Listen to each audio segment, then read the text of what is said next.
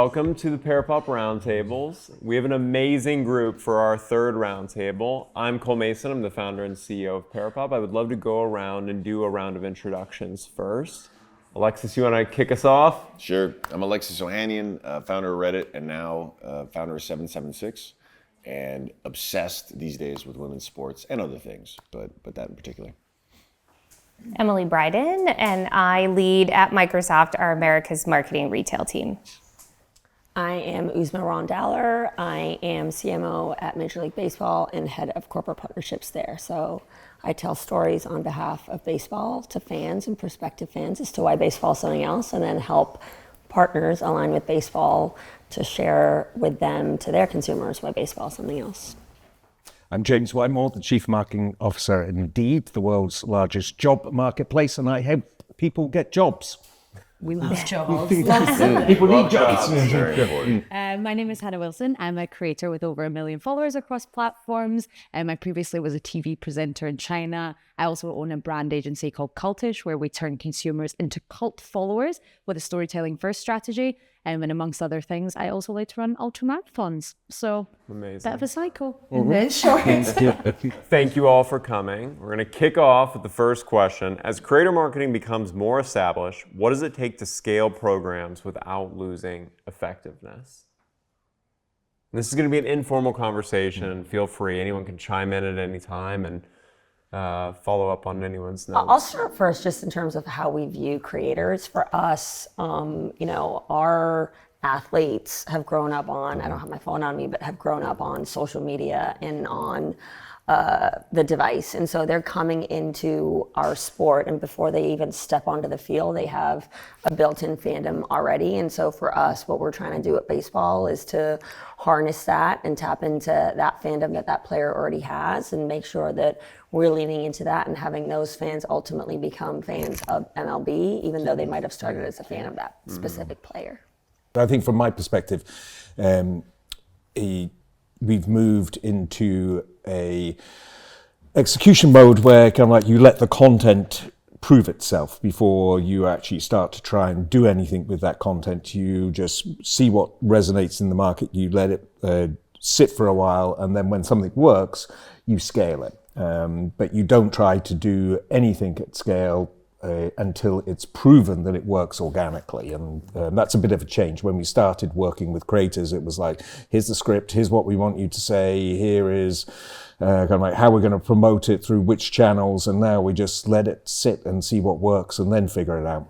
I'd love to piggyback on that from a creator perspective. I feel like a lot of companies are evolving with the times, but I do still find it quite strange when creators are given very rigid briefs and told, you need to say this, which I think it completely strips the whole point and the efficacy of creator marketing. And one thing that I also see on a more technical side is the briefs that try to dictate the systems, i.e. you need to have a link in your bio for 14 days. I'm like, who does that? No one does it. So I think moving more towards more sophisticated channels like ManyChat, DM automation to really increase those conversions, which means it becomes more of a win-win for not just the creators, but also the companies. And then we start to see the scale. I love that. I think for us, scale doesn't mean working with more creators. It just means working with the right creators and scaling where the content goes. I sit on the retail team, so a lot of things that we do work with the retailers, and so we bring the most amazing creator content on the retail media networks, which is something that we've seen hugely successful, in partnership with the brand content that we have out there. And so it's about scaling for us, being able to use the creator content in ways that's different than just on social media. Yeah, the role I hope tech plays in this is it's like you can see already where AI sabotages because people are using it sort of in unwieldy ways, right? Where they're not willing to have taste. They're just trying to push content out. There's no thoughtfulness. There's like so much of that AI slop. And the plus though of this tech is the scale with which we can understand data now is so much better. It's so much greater, so much cheaper, so much easier. Like, I think I'm optimistic that, being able to scale up in the past would have meant maybe losing some accountability, some data, some understanding of just how effective can this be. But when you have something that once set up, would let someone at 2 a.m. run a query in just by asking a question that returns results that would have taken, a data scientists a week to put together. People are going to get much more sophisticated in understanding just how effective a campaign was because of these tools in the back end. They're going to get so much more insights about what works or what doesn't. And I think it's the uses of technology that we won't see on the front end that will actually help lead to make these campaigns that even as they scale feel more intimate. Like even as a creator, I don't know how many emails, I don't know who's responsible for the sort of booking and managing all this stuff. You, okay. So multi-hyphenate, right? You're your own creative director, CEO, COO, all that stuff.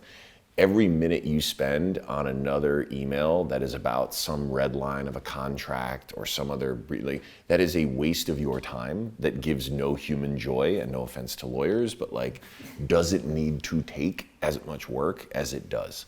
And that is the exact thing where this technology should get much better at solving those needs so that you're spending more time now actually creating content. Brands are much happier with being able to scale because they don't have to, they're spending less time with all these little sort of important but not actually core problems. And this is where I see it thriving, that it's not going to make headlines, it's not going to be on stage, it can, but that's where this tech is going to help move things in a big way. I completely agree. How are you all thinking about creators as long-term strategic partners versus campaign-based partners?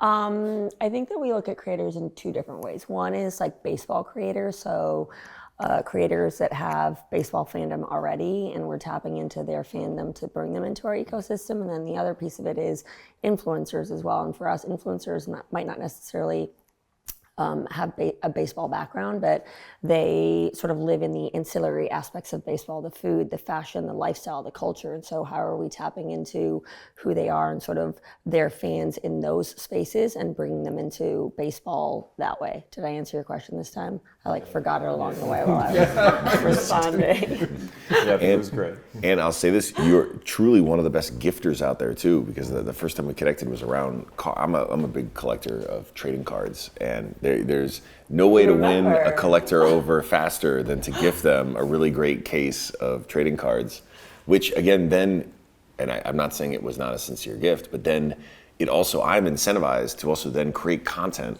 about this experience of ripping a case, which then obviously gets the brand values across. And it's such a symbiotic thing that when done tastefully, just is such a high leverage way to build that long-term connection and relationship.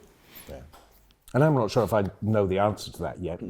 Working with creators is still relatively new to a lot of big, long established brands. What I do know is that our budget this year increased 20-fold from last year for creator related activity. I think we're trying to understand the people who really have true audience engagement and can work with us on a long-term basis. But I don't think of anything in a campaign kind of a 6-month type of window. You're really looking for long-term engagement with your audiences. 20x is a big shift. Yeah. Mm-hmm. What made that large of a shift? When direct mail went away and creator took all of that budget. Yeah. Quite simple. Wow. You may have received some of our direct mail in the past. Yeah. You won't in the future. Spam me. I think creators are the most key strategic partners that any smart company can be leveraging, because every company, of course, the most important thing is the bottom line, is the numbers, but it's also the data. So for example, I recently launched a brand agency. For some of the clients that we work with, I can throw up a single Instagram story and I can get 10x the amount of user interviews that you would need to pay someone $10,000 to vet and sign up and pay them to participate, but people just want to do it because they want to pick my brains. I'll give you 5 minutes to pick my brains, and then we do 30 minutes, which then wins for my clients. And then I think these very long-term strategic partnerships are going to be more and more lucrative for the creator and brand dynamic, because when you do these one-off campaigns, the efficacy just absolutely tanks, because unless we're talking about very cheap products and then you stack it high and you sell it cheap, and this isn't a high profit margin area anyway. But I think what a lot of companies are now doing are having those creators that they're going to be working with for 1 year, 3 years, 5 years, so people really start to see the genuity between the creators and the brands. And I think we're just going to see more and more and more in that, in the strategic advisory arm and the creative side. I think companies that are not leveraging creators beyond just gifting them and having a transactional value for small campaigns it's almost as if people aren't using AI. I think it's the biggest missed opportunity in the industry at the moment. Yeah, I completely agree. And I think what you were saying around long-term partnerships, I think that's kind of the big point here of building those long-term partnerships is so critical. I mean, for us, selling a device, you're not buying a computer every single day. And so we try to partner with creators that have different types of audiences so that we can go and reach those new audiences. And we really look for creators that tell unique stories. And so they're not focused so much on the device and what it does, but more on how the device and the technology is helping them achieve more every single day. And so we partner long-term on bringing use case stories to life that are really unique to that particular creator with their audience. So it's been really successful, especially as we bring a lot of that content into the retailer landing pages. And so we're bringing that real story, those real use cases, and people are connecting. So you're absolutely right in terms of just having those long-term partnerships is really critical, because you can't build and connect with the product if the creator doesn't really understand how to use it. Hey, Hannah, can I ask you a question? Of course you can. Do you think there's a point where a creator loses authenticity if they become too connected with a specific brand and just become a paid spokesperson of that brand? Absolutely not. Good. I think when people start to think like this is not how business is made. Yeah. And I think what we see is the most prolific and highest earning creators in the whole of the industry at the moment are educational creators, because they're built on not just their personality, but a genuine place of authority. Yeah. So if I am saying I'm paid by Anthropic, you understand there's a reason why I'm being paid for them. But if I've only been posting bikini pics for the past 5 years, and then suddenly I'm talking about Claude in every second video, it's not really making sense. So it's like a product market fit. Yeah. I think creators are ultimately a product in this big matrix of this wonderful creative world that we live in. And I actually would encourage companies to go much more directly with these key opinion leaders in very specific ICPs that you're trying to target. Because let's say someone is very much under the impression I'm being paid by, let's say, Samsung for 1 year. You know that I'm being paid by them, but I'm producing on behalf of them. We're actually working together. And I think it's much, much, much more insincere to do one big partnership and then move on. Yeah, makes sense. I also think if you're working with the creator, they're producing content and they're doing some amazing, but you can also bring them in to help solve problems. Like, hey, we go to a lot of creators that have established relationships and say, this is the problem we're trying to solve. We're trying to go into this new market, this new audience, pitch this new product. How would you do it? Their creators are becoming agencies almost. This one's, I know, probably a little harder for a publicly traded company, but we're talking long-term alignment. I have lived, even seeing Reddit go public and seeing administrative assistants become millionaires from stock. Has changed, it's altered my brain chemistry to think about how do you create real long-term alignment, even if it means equity. And at least in sport, this is a pretty new thing. And as we built our track and field league, we've actually, and we just announced it, so our athletes in the league are actually going to get equity in addition to their cash prizes. Unrivaled did this very famously with their 3-on-3 basketball league, but it's in the world of sports has never existed before. But our athletes are obviously the reason why people watch and why we're going to be successful. But they're also creators, right? Sha'Carri Richardson has 10 million followers. Tara Davis Woodhall, millions. Gabby Thomas, millions. They have a real value to the brand. Their fans love seeing them win on the track and earning their prize money. But now they feel like owners, and literally, not in the metaphor, they literally own stock in this thing. And the part that I think we're going to see happen more often, we see it in startups, right? Or brand new D2C companies saying, hey, let's work out a creator deal that's cash and maybe also some equity comp. I think there's going to be versions of this where when it really makes sense, Obviously, you still got to pay the bills. Equity, especially for an early stage company, could be a decade before you get, you can pay any bills with it. But I think we're going to see more of a blend like that. And for the businesses that can find ways to lean in, I've never seen a better aligning thing than equity to get those creators truly feeling like they have a stake in it all. And so when you come to them for advice, I mean, I wouldn't text her at like 2 a.m., but I feel like I could text any of our athletes at any hour of the day with a question to get their opinion on, hey, we're thinking of doing here, we're thinking of racing here, what do you think? And I'm getting a response, I mean, shockingly, almost immediately, because they feel like owners.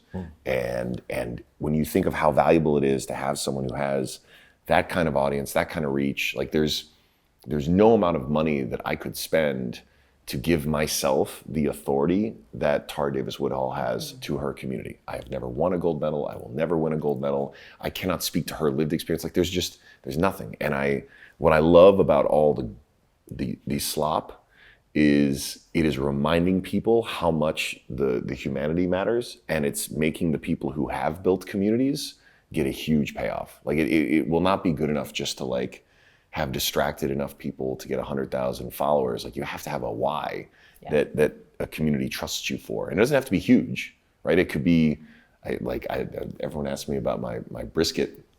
I'm very proud of my brisket. And I like to smoke meat on Sundays. And I learned how to smoke meat from these YouTubers, Meat Church. And these guys are never gonna be as big as a Mr. Beast. They don't need to be. They are going to be the kings of all things barbecue. And if they're trying to sell me a seasoning, great. If they're doing a partnership with Traeger, great. Because they're risking their political capital with their audience because they know things that don't feel right, especially Gen Z. Y'all are like, you can sniff it out a mile away. Yeah. And I like the fact that there is a much more sophistication. I feel like with millennials, like we were at the forefront of this thing and it was a lot more transactional, but the Gen Z creator is so savvy. And so when they line up with a brand, like it's a much bigger ROI. I also feel on the subject of equity, I think this is also going to really help to separate the creators who just post videos to the real creator entrepreneurs in the industry who know how to negotiate leverage, who know how to negotiate equity, how to understand how much equity is worth it for their time. And I think it's like the whole creator element of the industry used to be a bit of a magpie syndrome, like these little shiny things that you could like use sometimes. And you guys get paid to go on vacation, but now they're some of the sharpest entrepreneurs. I mean, last year, even at Cannes Lion, there was a handful of us, and now it's like Coachella Take Two with the backdrop of some advertising pop-ups. So I think this is just going to really help to add a more mature layer of entrepreneurialism to the creator landscape, which is very exciting. Can I ask you a question as well? When have you said no to a brand? Like, what are the non-negotiables for you that if a brand comes to you and they are not stepping forward with X, Y, and Z, like it's not worth your time, effort? So I think you may have seen from my accent, but I'm from Glasgow, which is a very no-nonsense town. So no matter how much time I spend in the palm trees of LA, I'm very no-nonsense and I'm a deal maker. So I think if I wouldn't use it, I wouldn't sell it, and I couldn't get excited about it. I know every creator says this, but I really have a price on these things because I love my life. I love to create. It pulses through my veins. I don't want to do certain things. So if it's not a sexy product that I deem to be sexy, I find very unsexy products sexy. It's all about personal preference. I will say no. If sometimes a deal seems too good to be true, it usually is. I mean, I had this AI company come, it was like multi 5 figures. And I'm like, there's something about this just doesn't feel right. I think as entrepreneurs or as senior levels of marketing and leadership teams, you should always have a gut instinct. And when your gut feels off, sometimes you need to test that instinct. And then when you see the result, you'll understand, and then it sharpens over time. So I think the big brands that I also encourage some creators to work for free sometimes, because I think there's a lot of discourse now that you should be demanding a lot of money. I think when you're rising in your career, you should work with brands that you're excited by, no matter what the price tag is. But if something feels off inside you, which can only be this instinct that you get through experience, you must say no. Or if something is not going to look good in 5 years because we have our wonderful digital footprint, just be thinking a couple steps ahead. Am I going to still feel good about this in the future? But only time will tell. And if you haven't been paid for 6 months, who knows? But that's why the equity is important, right? Yes. To take a little bit of a shift, and with our final question, looking ahead, what marketing capabilities are you most excited that AI can help unlock? For me, it's correlation between massive data sets. We work with audiences of hundreds of millions, billions, and to be able to correlate what they're doing across our partnerships, in our own platforms, across different platforms within our portfolio, and be able to interpret that in seconds and kind of like pounce on opportunities. That excites me most. Things that would have taken months of analysis to figure out can now be acted on within seconds. Yeah. No, AI is going to completely change measurement and accountability. And also planning. I think for us, we've been using AI a lot to kind of take retailer past campaigns we've run, or future briefs, and kind of have this huge data set where now individuals who aren't the data analysts necessarily can make recommendations, so they feel really empowered. It still has, you still need that human element, to your point about that gut feeling, but you can have all of this at your fingertips. It's exciting. Planning, analysis, briefing, it just makes it so much easier. I think for us, it's like giving people back their time. I think it was talked about earlier today, just like helping with workflow and like actually letting the people focus on the things that they were hired to do versus all of the grunt work and the things that just take time and resources, but still need to get done. So not necessarily allowing someone to buy back their time, but giving them their time to focus on the things that you paid them to do and hired them to do. Well, I think a bit of a hot take on the creator side of things is that here at Cannes, I just don't think there's been enough of a presence about very direct conversations on how AI can be an incredibly amazing thing when you're a one-person team. I think there's like a lot of big verbiage about either AI is coming for you or, yeah, it's really good because we're optimizing workflows. I'm like, okay, I'll speak very much from a one-person team perspective. Okay, you're dumping all of your personal mess into ChatGPT and then you're asking it about business strategy. Let's think about this more strategically. Claude is your strategic thinking partner. Before you dump anything in there as a creator, your duty is to write it down first, think about it first, talk about it first, and then you deploy it to your strategic thinking partner. Keep ChatGPT for festering over your text messages with your ex-boyfriend or whatever it is. We are 12, 14 hours on our phone every single day. We don't need to be typing. Use Whisperflow so that you never need to type again. Okay, we bought this time back. What are these other tools that we can genuinely be leveraging to create one-person, highly efficient, highly profitable teams? And I think there needs to be much more discussion to empower creators not to be scared of AI, because I'm having these discussions all the time. Because don't get me wrong, if we start, making AI versions of ourselves, I think we're in dangerous territory. But even with Meta AI translations, I've suddenly had a big surge in Brazilian, Portuguese speaking, Spanish following because they can finally digest my videos. Is this not great? Is this not what we want? We want global impact, we want reach, we want spread, and we want scale, and everyone's happy. I completely agree. Do you remember the product I showed you? We haven't announced it yet, but soon. I'm a big believer in that. Yeah, we can get the boxing gloves out, except someone. Sorry, guys. I think I see this in the tech side. The biggest winners right now are the founders, creators, doesn't matter what you're building with, the folks who are building, who are starting right now, because you're right, they don't have existing workflows to update. It's just them, and they're now given superpowers.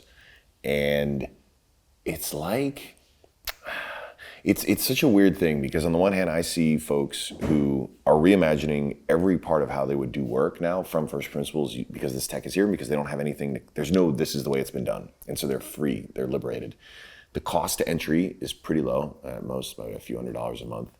And you still see, you could be on stage telling this to 1,000 creators. I could be on stage telling this to 1,000 entrepreneurs. And the insane thing is, probably still only 1% of them will actually start leaning into these tools right now. That's the other surreal thing, because I meet tech CEOs who should be the most primed to be experimenting and building, and folks who are time rich and cash poor and experience poor have the greatest opportunity, probably in the history of humanity, to be entrepreneurs and starting out with nothing.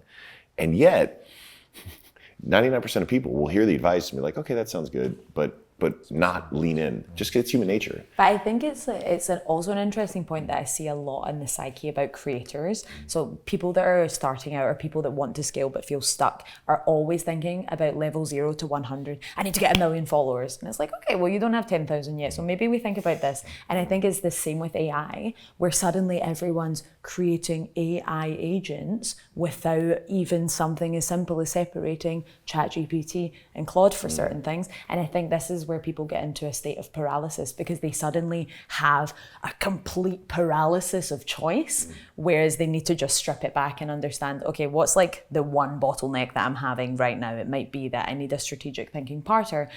It may be that I need to visually construct my workflows. Maybe I need to automate certain banking systems. And I think this is why people don't lean into AI, because they suddenly think that they need to go to Claude Code and start building out agents, when it's not true. When you just need to start yapping into your microphone and using Cole's unreleased tool of Pearpop.